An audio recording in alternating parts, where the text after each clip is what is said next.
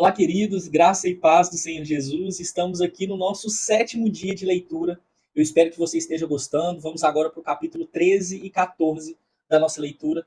Eu acredito que tem sido fácil e gostoso esse tempo de leitura. Tenho recebido aqui algumas mensagens. Glorifico a Deus por isso. Que bom que nós podemos fazer essa caminhada juntos. Eu estou aqui à disposição para abençoar a sua vida no que você precisar. Amém?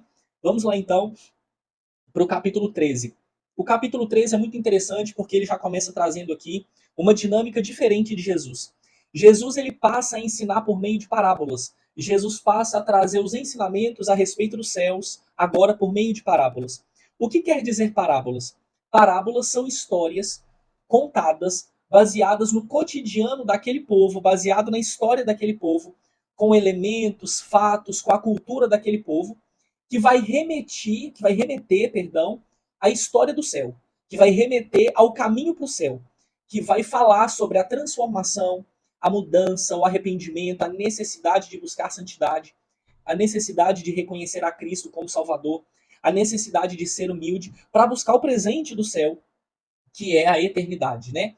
Então, aqui logo no início do capítulo 13, já fala para nós que Jesus passa a ensinar por meio de parábolas, e os seus discípulos o questionam: Senhor, por que o Senhor ensina por meio de parábolas? E Jesus fala que ele explica por meio de parábolas porque algumas pessoas têm o coração endurecido para entender sobre a espiritualidade das coisas, que não é como os discípulos que está caminhando com Jesus e está definitivamente disposto e disponível a viver um novo tempo, se humilhando e se arrependendo de seus pecados. Então é necessário que Jesus ensine por meio de parábolas para que aquelas pessoas venham, por meio do contexto do seu dia a dia, entender o que Jesus está falando e aquilo entre no coração, fique aquela semente até que seja o momento de serem tocados e se arrependam, entendam a linguagem que Jesus está trazendo. Então essa é a importância de se falar por meio de parábolas para um povo tão humilde que está tão ligado ali à história do campo, à rotina do dia a dia ali da vida, uma vida mais rural, né? Que é a realidade do povo da qual Jesus está pregando. Então a grande maioria das parábolas ela está relacionada com esse cotidiano do povo da qual Jesus está inserido ali com os discípulos. Então Jesus prega trazendo essa linguagem que para nós hoje parece difícil, mas na verdade para o povo daquela época era a forma mais clara, mais simples e o melhor exemplo de se ensinar. É por isso que Jesus então, como o maior professor de todos os tempos, como o maior pedagogo e psicólogo de todos os tempos, Jesus ele ensina por meio ali das parábolas e ele vem trazendo ali, né, no versículo 24, a parábola do joio e a parábola do trigo. Lembrando que o joio é parecido com o trigo, para quem conhece o trigo, não a semente, mas o trigo é aquela folha de trigo que a gente usa normalmente na igreja para representar a Santa Ceia. A gente tem em decoração com pão. O joio é exatamente aquele galhozinho, só que a diferença é que dentro do joio não há sementes. O joio ele só se parece com o trigo, mas ele está vazio, ou seja, ele não tem frutos. Então, quando Jesus compara o joio com o trigo, ele fala que o joio ele é inútil, ele será retirado e lançado ao fogo, ou seja, é uma palha seca que vai queimar, vai virar combustível, vai ser jogado fora. Enquanto o trigo vai ter os seus grãos separados, vai ser replantado, vai frutificar e parte vai virar alimento para o povo, que é o pão, né? E aí Jesus vem ainda com a parábola do grão de mostarda. A parábola do grão de mostarda é porque a mostarda não é uma árvore, ela é um arbusto, mas quando você deixa ela num solo fértil, ela cresce tanto que ela se parece com uma árvore. Enquanto a semente da mostarda ela é minúscula, não sei se você já teve a oportunidade de ver, mas a semente da mostarda ela é minúscula, ela é bem pequenininha, que cabe aqui na cabeça do seu dedo mindinho e cabe com espaço, ela é bem pequenininha e ela dá um arbusto gigantesco. E aí Jesus fala aqui, a partir do versículo 31, sobre a fé, sobre o grão de mostarda, que é a maior das hortaliças. Depois vem a parábola do fermento, versículo 33, onde Jesus diz: Disse-lhes em outra parábola: O reino dos céus é semelhante ao fermento que uma mulher tomou e escondeu em 3 medidas de farinha, até ficar tudo levedado. O que acontece com o fermento? O fermento ele é guardado separado da farinha. Porque quando se pega o fermento e coloca na farinha, vai levedar tudo. O que é levedar? Tudo vai ser atacado pelo fermento, que o fermento, na verdade, ele é um tipo de... Como que eu vou explicar para vocês? O fermento ele tem vida. E para ele fermentar, criar volume, ele vai soltar gases ali, ele vai fermentar aquele material para que aquilo possa crescer e a levedura vai permitir que aquele pão cresça durante o tempo em que ele for assado. Mas o que importa aqui é o que Jesus fala sobre o reino dos céus. Se separa um punhado de fermento dentro de é, cada pote de farinha, o que vai acontecer? Tudo vai ficar levedado. Então o que Jesus está falando é o reino dos céus é semelhante ao fermento que uma mulher tomou e escondeu em 3 medidas de farinha, até ficar tudo levedado. Ou seja, o reino dos céus é uma realidade que com o tempo ela vai acontecer e vai se estabelecer. Você concorde ou não, por mais que você esconda, com o tempo vai se descobrir que toda farinha foi levedada. Ou seja, vai se perder aquela farinha porque não se usou em tempo hábil. Porque a farinha, quando não consumida no tempo exato, quando está fermentada, vai estragar a farinha, né? A farinha vai azedar e não vai ter como usar. E depois, Jesus ele continua falando sobre parábolas, ele explica ali a parábola novamente do joio, né? E aqui ele fala o seguinte no capítulo 36. Então, despedindo as multidões, foi Jesus para casa. E chegando-se a ele, os seus discípulos disseram: Explica-nos a parábola do joio e do campo. E ele respondeu: O que semeia a boa semente é o filho do homem. E o campo, o mundo. Ou seja, o que Jesus faz aqui no versículo 36? Ele explica para os discípulos a respeito das sementes lançadas, né? Então é muito interessante que agora Jesus ele vem trazendo o que significa cada item da parábola que ele contou para o povo. Aí depois nós temos a parábola do tesouro escondido, da pérola, a parábola da rede, que ele vai usando ali a realidade do povo, né? A pérola, porque eles costumavam buscar pérolas dentro das ostras no mar para vender, porque era um tesouro. E aí fala da importância do tesouro escondido. A parábola da rede, a respeito daquele que é pescador, ele usa coisas novas e velhas, né? Aqui no versículo 51 ele diz assim: Entendestes todas essas coisas? Responderam-lhe sim. Então lhes disse: Por isso, todo escriba versado no reino dos céus é semelhante a um pai de família que tira do seu depósito coisas novas e coisas velhas. O que ele está falando? Que o entendimento faz você organizar as coisas. Que o entendimento faz você abrir mão do velho, abrir mão do inútil, abrir mão daquilo que não presta, para dar espaço para o novo. Jesus estava se referindo a ele como um novo e dar espaço para as coisas novas, para o novo tempo, né? E aqui ele continua: Jesus prega em Nazaré e é rejeitado pelos seus, né? Aqui é interessante que nesse texto, quando Jesus fala, quando esse texto nos fala sobre Jesus ser rejeitado, o texto começa assim, versículo 53. Tendo Jesus proferido estas palavras, retirou-se dali. E chegando à sua terra, ensinava-o nas sinagogas, de tal sorte que se maravilhavam e diziam: De onde vem esta sabedoria e esses poderes milagrosos ou miraculosos?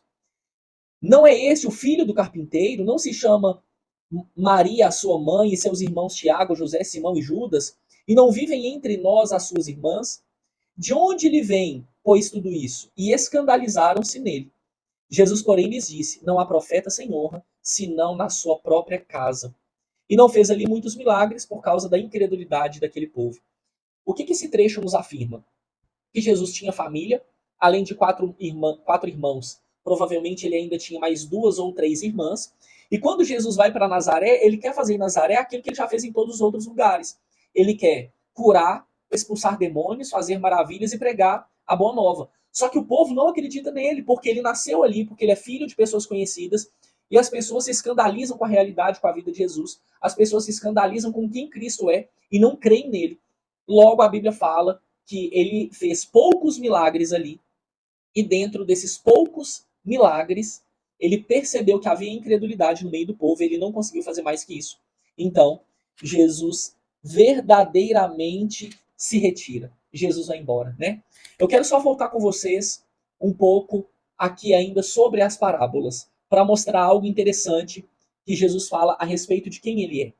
Apesar de nós estarmos já no capítulo 13, eu vou voltar rapidamente com vocês aqui no capítulo 9, no versículo 16, onde Jesus diz assim: Ninguém põe remendo de pano novo em veste velha, porque o remendo tira parte da veste e fica maior a rotura, ou maior o buraco.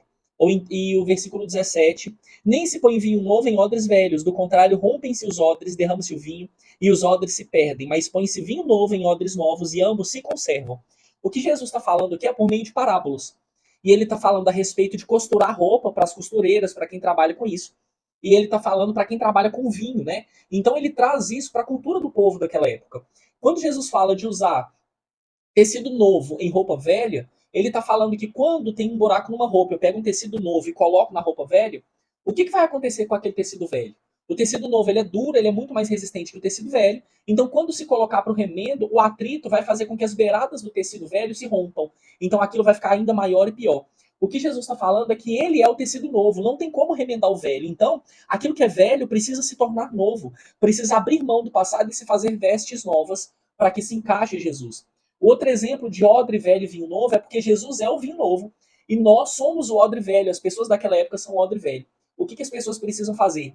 Se transformar em odres novos, ou seja, abrir mão do velho, não tentar encaixar Jesus na velha forma de enxergar a lei, porque vai se estourar tudo, porque o vinho novo, ele é muito mais ácido, o vinho novo ele ainda vai fermentar. Então, se eu coloco o vinho novo num barril velho, aquele barril velho, ele já está no limite de absorção de vinho e no limite de dilatação, que ele não vai conseguir conservar o vinho novo. Então, um vinho novo eu preciso colocar num odre novo, num barril novo, de modo que, quando eu coloco o vinho novo num odre novo, aquele odre que é feito de madeira com aros de ferro e aquilo vai ser tampado com rolha e cera, aquele vinho vai começar a fermentar. Aquela madeira vai absorver parte daquele vinho, né? Porque ela vai ficar úmida para conservar aquilo. E ela vai começar a dilatar, porque o vinho vai fermentar ali dentro, por conta da sua acidez, do processo de fermentação. Agora, se eu coloco vinho novo, que ainda vai fermentar num odre que já está saturado, que já foi usado, muito provavelmente aquele odre ele vai arrebentar, ele não vai aguentar a pressão ali de segurar aquele vinho e não vai ser bom, não vai ser viável, porque vai se perder o vinho e vai se perder o odre, né?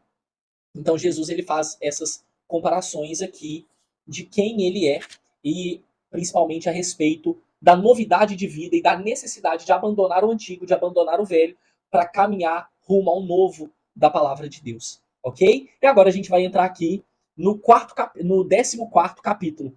E a gente começa já nesse texto citando sobre a morte de João Batista, né? João Batista que denuncia ali a infidelidade de Herodes Antipas contra o seu irmão Filipe, que Herodes ele tem relação com Herodias, e num determinado momento, num baile que tem no palácio, a filha de Herodias, ela pede a cabeça de João Batista para Herodes, e ele, como rei, dando a palavra para ele tem que decapitar João Batista e entregar a cabeça. E após esse momento, nós entramos agora aqui em mais milagres do Senhor, em mais milagres de Jesus. A partir do versículo 13, nós temos a primeira multiplicação de pães e peixes. No versículo 13 diz assim: Jesus, ouvindo isso, retirou-se dali num barco para um lugar deserto à parte. Sabendo, as multidões vieram da cidade seguindo por terra. Desembarcando Jesus, viu uma grande multidão, se compadeceu dela, curou os enfermos. Caindo à tarde, vieram os discípulos de Jesus e lhe disseram: e vai adiantada a hora, despede a multidão para indo para suas aldeias, comprem para si o que comer. Mas Jesus fala assim: não, deixa-os ficar. E aqui começa o milagre. Jesus faz a primeira multiplicação dos pães e peixes, e logo em seguida, Jesus anda por sobre o mar, que é uma passagem maravilhosa que eu creio que você já tenha ouvido pregações a respeito, já tenha visto várias pessoas contando sobre ela. E quando Jesus anda por sobre as águas, aqui no versículo 26, eles indagam: é um fantasma. E na verdade, Jesus, com a sua doçura, eu fico me perguntando ali de Jesus como que eles ainda pensam que é um fantasma, caminhando comigo por todo esse tempo. Mas Jesus imediatamente lhes disse: tem de bom ânimo, sou eu, não temais. Aqui no versículo 27. Respondeu-lhe Pedro: se és tu, Senhor, manda-me ir contigo por sobre as águas. E aqui então essa passagem linda que nós conhecemos, Pedro desafia a própria fé pedindo ao Senhor para estar com ele sobre as águas ali, e a gente conhece essa passagem maravilhosa. E dando continuidade aqui, né, alguns textos, gente, são bem literais, então é de fácil compreensão, eu estou me apegando aqui a situações e a pormenores que possam dificultar a sua leitura. Algumas passagens são bem conhecidas, a gente não precisa pontuar tanto, né? Assim também, nos próximos livros de Marcos e João, nós vamos ter uma pontuação mais tranquila, uma vez que Mateus é o primeiro livro, então nós estamos apegando mais aos detalhes desse primeiro livro, já que muitos desses acontecimentos serão repetidos no livro de Marcos e no livro de João, ok? Então vamos lá. Versículo 34 está escrito assim: então, estando já no outro lado, chegaram à terra de Genezaré. Reconhecendo os homens daquela terra, mandaram avisar a toda a circunvizinhança e trouxeram-lhe todos os enfermos e lhe rogavam que ao menos pudessem tocar na orla da sua veste. E todos os que tocaram foram curados. O final do capítulo 14 é tão maravilhoso porque não é apenas a voz de Cristo, o toque de Cristo, a palavra de Cristo que cura, mas só a sua presença em si já libera cura sobre as pessoas.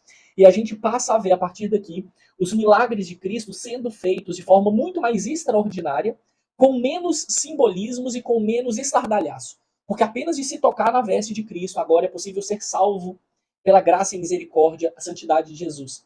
Porque basta que creia para que ele cure. Então, a partir daqui, nós começamos a ver esses milagres mais intensos e de forma mais doce também ali no meio do povo. Que você tenha sido abençoado com esse devocional, com esse estudo de hoje.